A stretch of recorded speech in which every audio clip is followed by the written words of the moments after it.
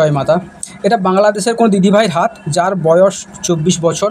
ওনার একটা প্রশ্ন ছিল যে আমি বলেছিলাম যে একটা প্রশ্ন ফ্রিতে বলবো। আজও বলছি সে একই পাতে, কেউ একজন একটাই প্রশ্ন করতে পারেন। আজকে বলবো বিবাহ রেখার সম্বন্ধে। বিবাহ রেখার সম্বন্ধে কেউ একটা প্রশ্ন করতেই পারেন। ওনার দিদিভাইয়ের প্রশ্ন ছিল হৃদয় রেখার সম্বন্ধে। হৃদয় রেখাটা উনি যতই বলুন না কেন, যাকে আপন করবে উনি তার থেকে দুর্নাম পাবে। তার সঙ্গে মানে সারা জীবন একটা কথা বলতে গেলে মানসিক সুখ যাকে বলা হয় উনি পাবেন না। তবে আরও কিছু ব্যাপারে সেটা বলা যাবে, একসঙ্গে এরকম তো বলা যায় না, আস্তে আস্তে বলতে হবে। যাই হোক, আজকে বিবাহ রেখার সম্বন্ধে বলবো। এই যে বিবাহটা দেখি আমরা কোত্থেকে, বিবাহ রেখা দেখি, দেখুন এই পর্বত থেকে আমরা বিবাহ রেখা দেখে, আরেকটা দেখে থেকে এইখান থেকে বিবাহ রেখা দেখে থাকি, ঠিক আছে? দু জায়গা থেকে দেখে। এবারে বিবাহ রেখাটা বলতে গেলে বিবাহ রেখাটা আপনার কখন হবে, এই যে বিবাহ রেখাটা দেখুন, এখানে আমরা ধরতে পারি 50 বছর ধরতে পারি, ঠিক আছে? 50 হলে 25, তো এই 26 থেকে মানে 25-এর ভিতরে কিন্তু উনার বিবাহ হওয়ার কথা ছিল, ঠিক আছে? কিন্তু যেহেতু বৃহস্পতি ভালো নেই, সেই জন্য বিবাহটা দেরি হবে। 24 বছর বয়স তো এই দিদিভাই আপাতত 1 বছর পরে উনার বিবাহর যোগ চলে আসে, বিবাহ যোগের পরে হয়ে যাবে। এবার বিবাহ হয়ে গেল, বিবাহটা কীরকম ছেলের সঙ্গে হবে, বিবাহ করার পরে সাংসারিক সুখ পাবে কি না?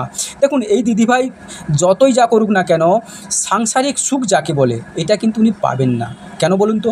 আমরা বৃহস্পতি থেকে সাংসারিক সুখ দেখে থাকি, শুধু বিবাহ রেখা দেখলে হবে না।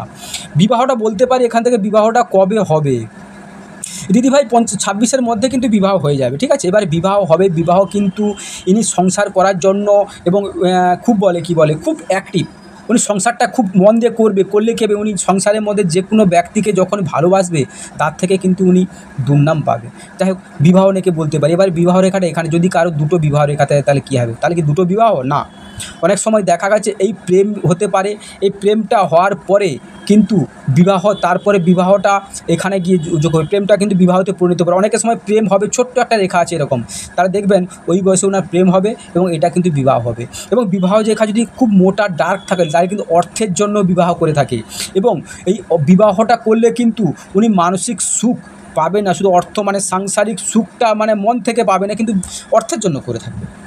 আরেকটা জিনিস দেখবেন, বিবাহ সোশ্যাল ম্যারেজ হবে না লাভ ম্যারেজ হবে, বাড়ির মতো হবে না বিবাহের সঙ্গে কোনো গণ্ডগোল হবে, এরকম অনেক কিছু দেখা যায়। এবার আস্তে আস্তে একটা একটা করে পার্ট বলবো, একসঙ্গে তো সব বলা সম্ভব নয়, যাই এগুলো বলবো। দেখুন, বিবাহ রেখাটা যদি এই যে এই রেখাটা থেকে উঠে যাচ্ছে, এই দিদিভাই যদি আর 2 বছর পরে বিবাহ থেকে মন উঠে যাবে, বিবাহ করতে ইচ্ছে হবে না, বিবাহ করতে চাইবে না, ঠিক আছে? এখন ইচ্ছা আছে কিন্তু এরপর দেখছি, দেখুন এই যে এই রেখাটা উঠে যাচ্ছে, এরকম বিবাহ গেলে উনি বিবাহ করতে আর চাইবেন না, বিবাহ থেকে মন উঠে যাবে। মানে উনি কোনো ব্যাপারটাকে যে এখান থেকে বলতে পারি ওনার হাতটা পুরো বিচার করছি না, কারণ যেহেতু হয়েছে। যাই হোক, আজকে প্রশ্নের মধ্যে বিবাহের এখানে কেউ প্রশ্ন করলে একটা প্রশ্ন ফ্রিতে বলে দিতে পারি, ঠিক আছে? ফ্রিতে বলা হবে। নমস্কার, চ্যানেলের সঙ্গে থাকবেন, সাবস্ক্রাইব করবেন, পরের পার্টে আরও অনেক কিছু বলা হবে।